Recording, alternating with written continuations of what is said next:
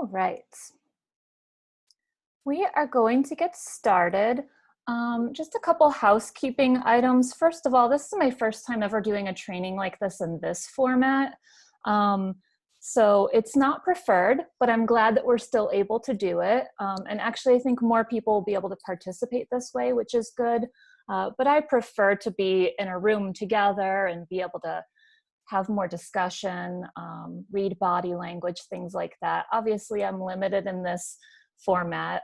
So while I'm going through some of these slides and sharing information with you, please feel free to use the chat feature to ask any questions or make any comments.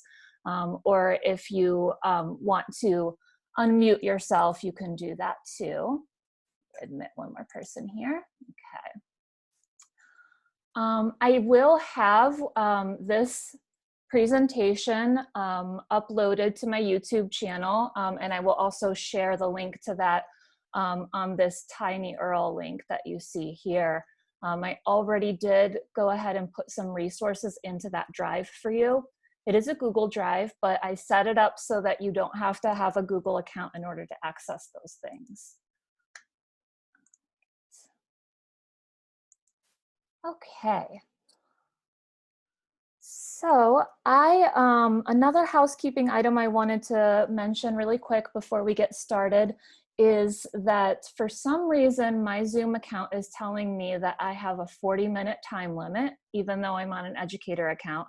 So I have a timer and I'm going to try to keep this presentation within about 30 minutes and leave some time for Q&A just in case Zoom cuts us off.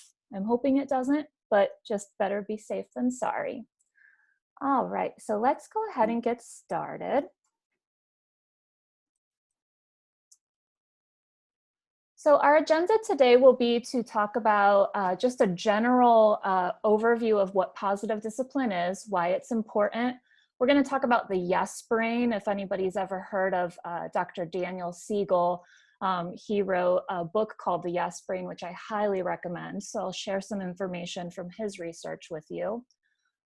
Some mistaken goals and messages behind why our children act out. So maybe what their behaviors are trying to get from us and what messages they might be inadvertently receiving from us. Creating a positive timeout area, forgiving yourself and letting yourself be a not so perfect parent, and talking about how that actually teaches your children by them seeing you being imperfect. So I think that will be pretty easy for me. And then reframing the message of don't. So hopefully we'll get through all of these. If for any reason we don't get through all of it, again, these slides will be made available for all of you. And of course, I'm still available for consult if you want to chat with me after the training about that. All right, so these are the core criteria for what positive discipline is. So it's kind and firm at the same time. That's a very important one. If we are too kind but not firm enough, then we're almost enabling our children, right? But if we're too firm and not kind enough, then we're too authoritative and punitive. So finding that perfect balance of the two, it's challenging, but it's possible.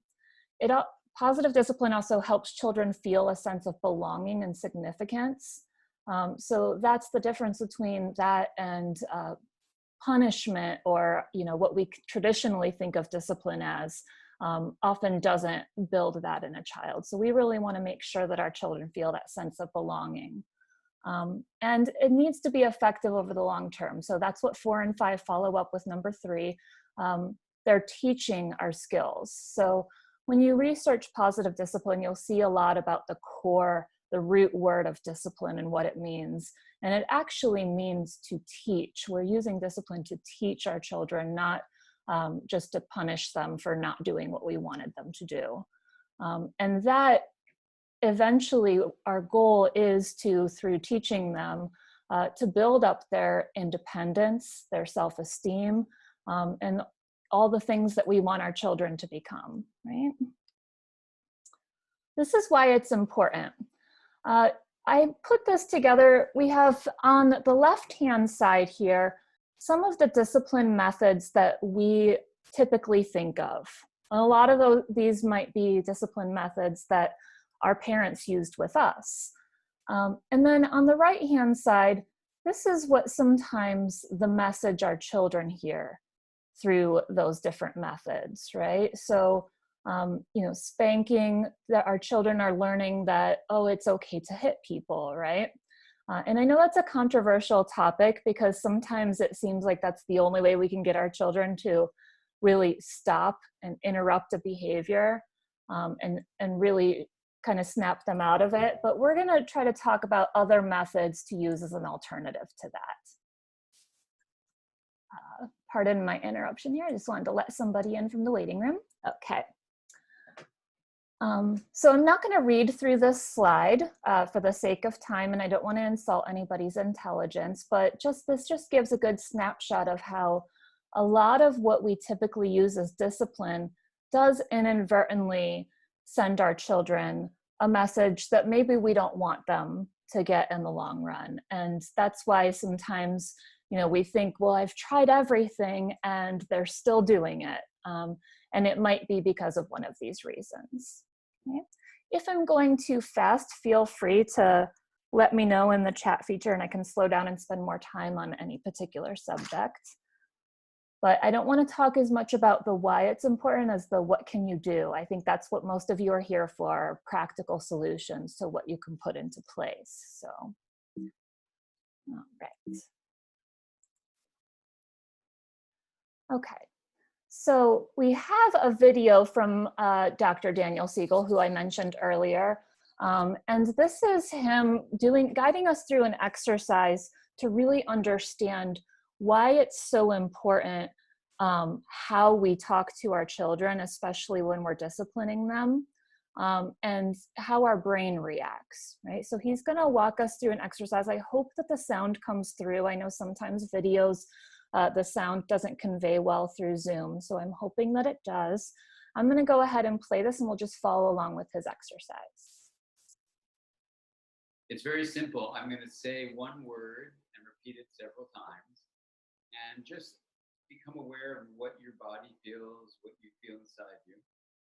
Then I'll pause and then I'll say another word several times and just be aware of whatever arises as I say that word. And then we'll do a couple of other things that we can talk about. You guys all ready? Yes. Okay, here we go. So just take a couple of deep breaths and if you're sitting down, just get ready and here we'll begin. No. No. No. No. No. No. No.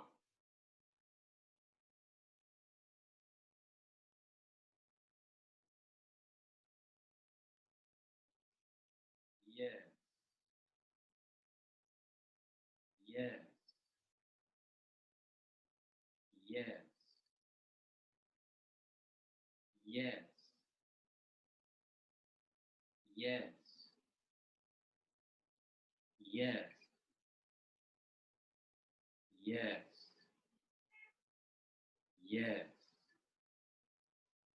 Yes. Take a nice deep breath. And try putting one hand on your chest and one hand on your abdomen. Put some gentle pressure. Some nice deep breaths.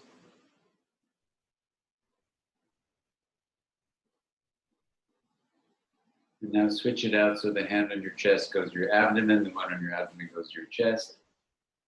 Take some nice deep breaths.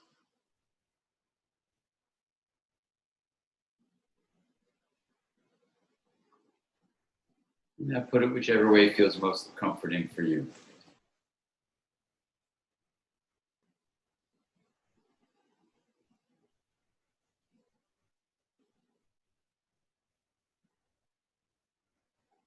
Now take some nice deep breaths. And one particularly deep breath, and let this exercise come to a close. And let's see how it felt. All right. So typically, what happens when people go through this exercise, and I know for me personally, when I hear him saying no firmly, I feel my body tense up, my heartbeat goes faster, and it just in general does not feel good. And then when he's saying yes, there's a softness and things become a little bit more at ease. I feel more open. I have on my next couple slides just some examples of words that people have shared about how they feel in reaction to hearing the no. So that these might be some of the things that you might have experienced while you were listening to that. Okay? So we feel tense, upset, defensive, restricted, guarded, shut down.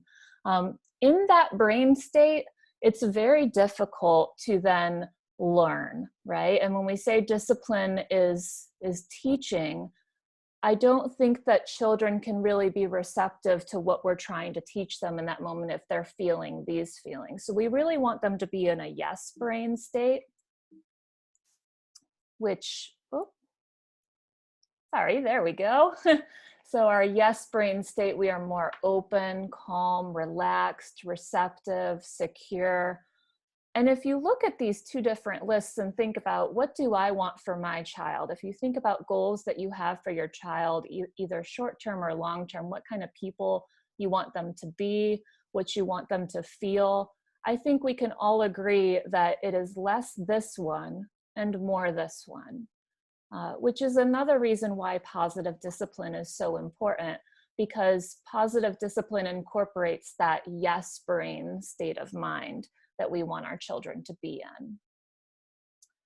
Here are a couple other things that our children might be mistakenly trying to tell us or hearing from our messages, right? So I think for our preschoolers, probably the biggest one is this first one, attention, especially right now, right? Because you're stuck with them at home all the time. So a lot of it is that they really want to keep you busy or to get some special service from you. I've heard some parents saying things about their children having some regressions, maybe with like potty training, toileting, and things like that. That would be an example of getting a special service, especially if they have a younger sibling, a baby, that they see getting attention from mom or dad while they're getting their diaper changed, then they might want to get that same special service. They're getting some undue attention from you. What they believe then is that they only belong when they're being noticed by you or when they're getting that special service, okay? So positive discipline is really about being proactive about that and letting them know, I notice you and I can involve you without you having to do that, right? Without you having to engage in an undesired behavior. There's some other examples on here, which I have also shared in your drive. So I'm going to skip over those for now, but here is one specifically about attention and how parents generally react and what the child generally does, right? So if you're noticing that whatever your reaction is to your child demanding attention from you only temporarily stops the behavior, but it resumes later, or it only stops when they get that one-on-one attention, it might be that this is the message that they're trying to tell you. And here are some alternate responses that you can give to them in those situations. Okay, so involving them in a useful task to gain useful attention. And this is a big one here. Saying what you will do with an and instead of a but. That's pretty key. So I love you, but I'll spend time with you later sounds a lot different to a child than I love you and I will spend time with you later. So some of it's just really about rephrasing how we say things. And we think, well, that means the same thing. They should know, but they're still learning. Their little brains are still developing a ton. And so I think we take for granted sometimes that they don't know that, right? So finding opportunities to replace your buts with ands as much as possible. Um, and avoiding some of those special services when possible, especially if you're trying to build up your child's independence. A lot of children will ask you to do things for them that you know that they can do independently simply because they want to engage with you and they want attention from you, right? So finding a way to be there with them and give them that attention, but while they're also building their independence. So how about you show me how you can zip up your coat and I'll be here in case you struggle a little bit, right? But you try first. Saying it only once and then act. This one's hard. This one's really, really hard because our little children are super persistent. So that's part of that firmness, right? To stay firm, but know that they're supported, that you care about them, but this is what you said. This was the choice, this was the decision, and that's it. You got to follow through with it, right? Have faith that your children can deal with those feelings. So this is a big one. As a psychologist that has worked all the way up through high school, I see that as parents, we have this desire to fix or rescue our children from dealing with uncomfortable feelings. And it's really important to understand that they'll never know how to work through those feelings if we don't let them deal with them on their own, right? And it's hard. It's really, really hard to watch your child struggle through something, but that's how they build up that resilience and their ability to deal with their feelings without you always coming to the rescue. So it's okay if they're sad or disappointed. Have faith that they can deal with those feelings, that they will pass. And you know, they're not going to hate you and run away. I hope not, especially not your little ones, right? So give them time, give yourself a little wait time to let them deal with their feelings on their own before you come into the rescue. All right, I'm going to skip the rest of this slide so that we can keep moving forward, especially looking at my timer here because that time went by really fast. All right. This one's huge, so I have a video of somebody else talking about it so you can get a rest from my voice. But this is all about making sure that our children are receptive before we engage in any kind of discipline with them. And this is something that I practice a lot with our preschoolers when they are upset. I don't try to ask them what's wrong or what I can do to make it better right away. Sometimes it's just about connecting with them and making sure that their brain is in a calm, receptive place before we then proceed with brainstorming and problem solving.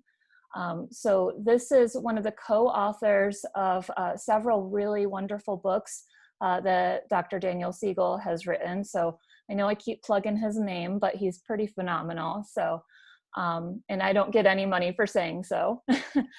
But I'm going to let her tell you a little bit about no drama discipline and the importance of a child being receptive. Oh, or not. Get this to play. There we go. Okay, so I wrote a book called No Drama Discipline with Dr. Dan Siegel, and it has been such a blast to talk about this book out to parents and educators and mental health people and camps and all kinds of audiences. And here's the basic bottom line. Here's sort of my to the core what the book is about, and that is this: that when I say discipline, most people think the word that they associate with that is punishment or punishment. But discipline is I just got a note that in the chat feature that you all can't hear this. So if that's the case, then I'm going to skip it. But I will make it available to all of you to watch. It's just a short 1-minute video. Let's see what this chat is. Oh, we can hear it, it's just quiet. All right, let me try. I'm gonna try one more time to let it play. I'll turn up the volume. And if you can't hear it, don't worry. It's short and I'll make sure that it's available to you in the slides. teaching, it's skill building. And so when we actually think about discipline moments as moments to teach and build skills, then we can think about it like this, that if we are effective disciplinarians, and by disciplinarian, of course, I mean teacher and skill builder, then we're going to be disciplining less over time. Because as we teach and build skills, our children begin to do that for themselves. They become self-disciplined or self-taught. They've built skills for themselves that they can use in everyday moments. Now, here's the deal. Most of what we do in the name of discipline is very counterproductive because we do it in ways that make it unlikely for our children to even learn. So if we're going to be effective disciplinarians, teachers, then our children have to be in a frame of mind in which to learn. So here's a way to think about it. That if it's all about teaching, and if the brain is either in a receptive state in which it can learn, or it's in a reactive state in which it can't learn, this is a whole new way to think about discipline. A lot of bad behavior or problematic behavior happens because a child is in a reactive brain state. And so if I want... Okay, I'm going to pause that since some of you said it was quiet, and I think she shared most of what I wanted you to hear. Let me go back for a moment. Okay, so if you remember in the beginning when Dan Siegel took us through the exercise of saying no and then saying yes, and you think about the state that you felt yourself in reaction to the no versus the reaction to the yes, that state that you might have felt you were in reaction to him saying no is a more reactive state. And so that's what she's talking about when she talks about a reactive state. You're defensive and you're guarded. And so you're less open to a teachable moment. And so she's just reinforcing this idea that it's really important for us to make sure that they're receptive first. Let me see what this chat is. Okay. Thank you, Katie and Val, for helping me with the sound feedback. Okay. So here are some ways that we can kind of work through figuring out how to get our child in a more receptive state and teaching them in that moment. Okay, so the first is just defining for yourself, why did my child act this way? What might have been happening? What lesson do I want to teach them? And how can I best teach it? These are hard things to think about in the moment, but if you can start practicing when those things occur, just kind of taking that pause for yourself and thinking about like, okay, what do I really want to teach my child in this moment? Focusing more on that than what you want them to stop doing. What do you want to teach them to start doing? Wait until your child's ready and be consistent but not rigid. So waiting until your child is ready might mean just sitting with them, being near them, but not trying to talk about it, right? And then just helping them to understand and reflect on what happened. Okay. All right, here's when you can't do that and you need the timeout space. We all need a timeout space, even us adults, right? So one big takeaway that I would like everyone to get from this training is to make sure that you have some sort of space within your home that is your child's timeout space, but build it with them. Explain to them what it's for, that it's not a punitive thing, but it's a place where they can come when they really need to calm down, right? And make a list of things with your child of what things might make them feel better to put in there. You know, you could have fidget tools, pillows, stuffed animals, books, music, aromatherapy stuff, you know, whatever you think would help them feel better in that moment. And rename it, because timeout has such a negative connotation. So it's the same thing and it's serving the same purpose, but we're putting that positive spin on it, and it truly does make a difference in the child's brain. So I have some funny examples down at the bottom of this slide. Unicorn cloud is my favorite example. But ask your child, you know, what can we call this space? And make it a good space, right? And then instead of sending your child there, ask them, would it help? Would it help if you go to your whatever you decide to call it? Would you like me to go with you? So make it therapeutic and make it a place that they want to go to. And that will keep them in that receptive yes brain mindset, and much more teachable, which is ultimately what we want when we're disciplining, is to teach them. I always recommend using a timer to make sure that your child has enough space in there to calm themselves down, but not so much time that it becomes a play space and loses its intended purpose. So there are lots of different fun timers that you can use, as well as timer apps. If you need any suggestions, you can send me an email, let me know, and I'll send some to you. And then here's the big one. You need a time out space for yourself too, and you also need to make mistakes in front of your child. You do already, but take those as teachable moments, because those are also going to be, in a way, discipline for your child. So when you make mistakes, really narrate that out loud. What happened? Oh, I made a mistake. Instead of that being a punitive thing that like you should, you know, beat yourself up about it, see it as an opportunity to learn. I have found a lot of times when I sort of narrate my mistakes out loud with kids, they have phenomenal ideas. If I say like, oh, I got really upset in that moment, what do you think I should have done? A lot of children have some great insight. Well, maybe you should have just calmed down and taken a couple deep breaths or something like that. Things that we think that they're not doing on their own. It's in there. We've planted those seeds. And I think it's really important for them to see us navigating those difficulties, those emotional difficulties, and, you know, the difficulties of being imperfect and constantly learning. And they can be really inspired by that. Otherwise, they see us as these like perfect gods, and they are, you know, these little beings that just keep messing up. Nobody wants to feel that way. So I think we can truly empower them by showing them that, hey, we're all trying to navigate this weird, crazy, confusing world, right? And if you can, try to form your own timeout space and your own timeout strategies. I think that's going to create that buy-in for our kids too. They don't want to be doing something that they think like none of us have to do. I remember when I was a kid, I wanted to be an adult so that I didn't have to do all these things, right? Well, we as adults still have to do all these things. And I think it's important for our kids to see that. All right.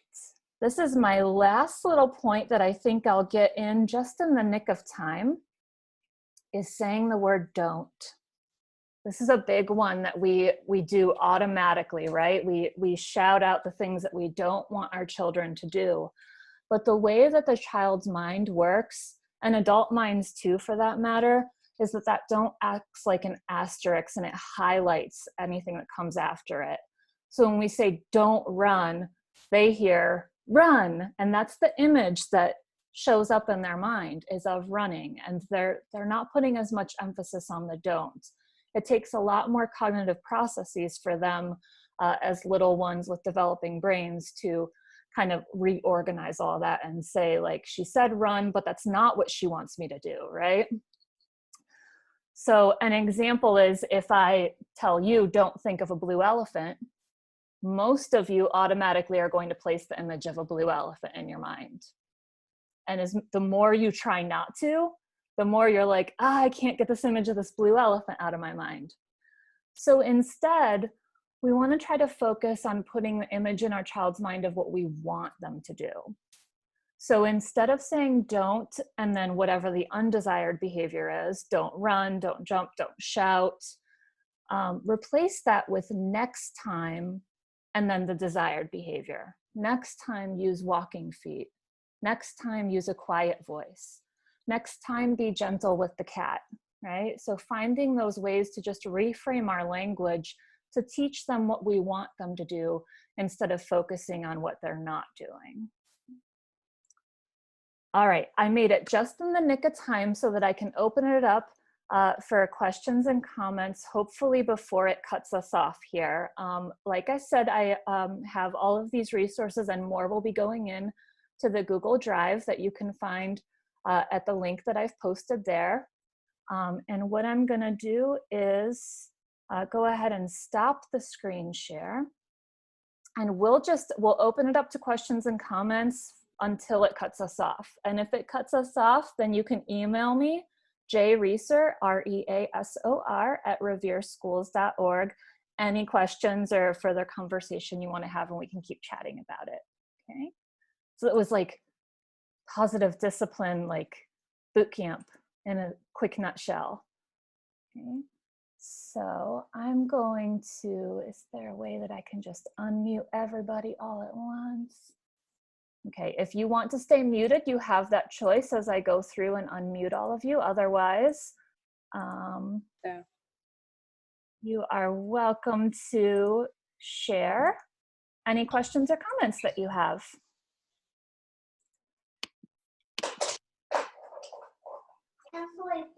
Let me see in my chat if we had questions over here. Okay. So somebody asked, what's an appropriate response to a tantrum that results from these discipline tactics? Good question. Whenever your child is in a tantrum mode, really you have to just start from the very beginning, unfortunately. And your goal in that moment is to just get your child back into that receptive brain state. So when they start to tantrum, then we just have to guide them through calming down, right? If they have a cool down corner that they can go to, or some breathing techniques they can do, or just some way that they can just be safe and not have to process anything cognitively. So that's not a time when we can try to talk to them about what they did or why they're in trouble, but just getting them into a calm, receptive brain state. And for some kids, that might result in some outbursts and tantrums that maybe seem to last a little while, and that's difficult, right? So your goal as a parent in those moments really is just to keep them safe, and try to distract. That's a big one. You know, if they're throwing things because they're upset, then say, okay, we can throw things, but this way, right? So you want to throw things, throw this into the laundry basket. So really kind of taking that behavior and turning it into a more positive outlet, because they obviously are feeling that need to do something like that. So give them a way to do it in a safe way. Say, you know, I know you're upset. We have to be safe. We can't hurt ourselves or other people, right? Which is, it's tricky. It's easy for me to say in this format, but all right, let's see. We've got another question here. After calm, would you ask them to come back to the situation and apologize if they were aggressive towards a sibling? Eventually, yes. I do think that that would be helpful. So after they're calm, you want to talk to them about what happened, depending on, you know, their cognitive awareness of it. You know, kind of talk about, do you know what happened that made you act that way?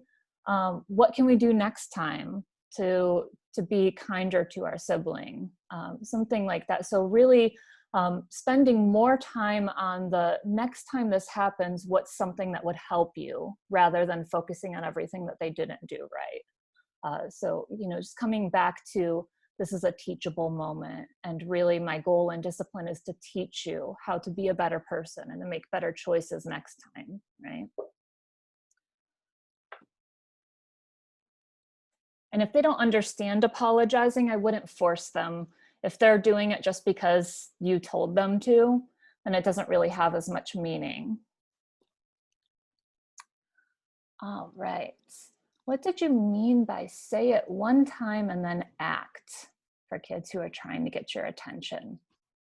So an example of saying it one time and then acting is that you're not going to keep repeating to your child, I want to spend time with you, and I will do that after this phone call, right? So you say it once, and that's it. Then you're not giving them any more attention until after the phone call. So that message is really about following through with what you say, because as you all know, our kids really love to test our limits.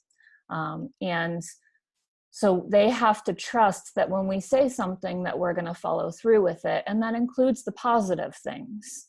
So you say, after this phone call, I'd love to spend time with you, and I will after this phone call. And then you don't engage with them until after the phone call, but then when that ends, give them that attention like you promised them that you would. Hopefully that answers your question. That one's a trickier one, especially for our younger kids who sometimes need that repetition. So, you know, for some of them, I would say maybe no more than 3 times. Any other questions? These are good questions.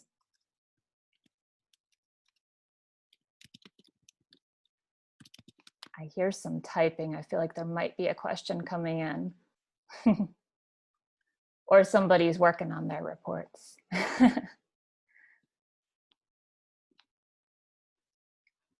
Would I recommend one of Dr. Siegel's books?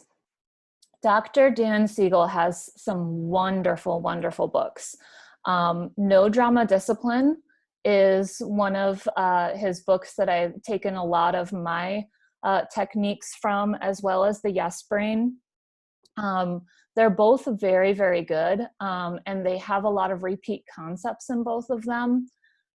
So if you are struggling with discipline specifically, then I would say go with No Drama Discipline. If you just want a more broader view of, you know, how your child is just sort of interpreting everything that you're doing, then the Yes Brain does a little bit better of a job at that, because it's not just about when we're disciplining or what we traditionally view as discipline, but it's also just about everything, every interaction and conversation we have with our children, and how to build up that Yes Brain. So you can't really go wrong with either one. He has many others too, but those are the top 2 that I would recommend, are the Yes Brain and No Drama Discipline. Thank you for that question. Dan Siegel is phenomenal, and I've read a lot of, you know, some of the things that are presented in this presentation came directly from what's trademarked as positive discipline and that whole program. But I feel like Dan Siegel takes it into an even deeper level, and you know, he really focuses on the neuropsychological aspect of how we're sort of molding our children's brains through these different methods that we use. All right. Open it up to any other questions here. I think it let us go past our 40 minutes, so I didn't have to rush and talk so fast to you all, but it did sort of force me to get all of that content in a shorter period of time. So I think we can, if you don't have any other questions, then we can probably wrap it up here. I'll stay here for a few more minutes for anybody that wants to stay and ask more questions or chat. So I'll stay for about 10 more minutes. And then what I will do is I will share a video of this presentation. So anything that maybe you missed or I went through too quickly, you'll be able to go back and review that, as well as all the slides and additional resources. So I try not to overwhelm parents with too many things, but there's some really helpful things in that Google Drive that I shared the link for, including the entire positive discipline workbook. If you really want to be an overachieving parent this summer and work through that workbook on your own, that could be a good place to start. And you'll see a lot of the things in my slides came directly from there as well. So no point in reinventing the wheel. All right. So that's all I have. Anybody that is satisfied and done can go ahead and log off. Like I said, I'll hang around for any other questions. Thank you all so much for attending this. I really appreciate it. I miss all of your faces and all of your children's faces so much. So I'm glad we were still able to do this, even in this weird format on a rainy day. But thank you. Oh, and thank you for all the comments.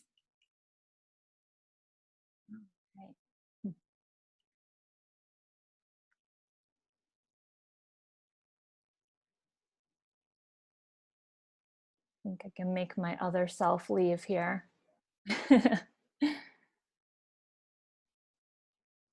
Thank you everyone for your positive feedback.